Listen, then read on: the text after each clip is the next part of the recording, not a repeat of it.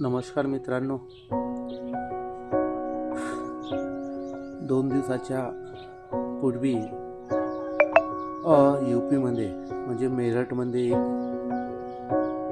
दलित मुलीच्या आईची निर्गुण हत्या, तिच्या गळा कापून हत्या आणि तिच्या मुलीला अपहरण करून तिचा बलात्कार करण्यात आला. काही मनुवादी सनातनी बांगलादेशमध्ये झालेल्या हिंदूवर गळा फाडू फाडू ओरडत असतात, सांगत असतात.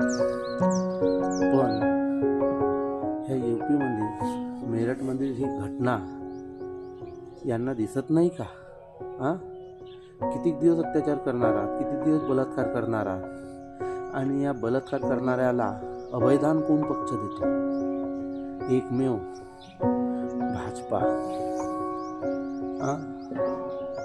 हे येथील SC ST OBCच्या महिलांवर अत्याचार होत आहे आणि यांना वाचवण्याचं काम म्हणजे फक्त भाजपा करत आहे.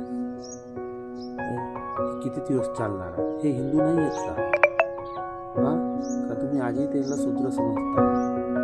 आणि शूद्र समजत असाल तर माझ्या SC ST OBC बांधवांनो, आजही जागृत व्हा आणि अशी मनुवाद्यांना ओळखा. त्यांची मानसिकता काय आहे आजही तुम्हाला ते शूद्र समजतात आणि तुम्ही त्यांच्या पक्षाची खून करता. क्यों येते रे तुमच्यावर? आग लगी है गाँव में,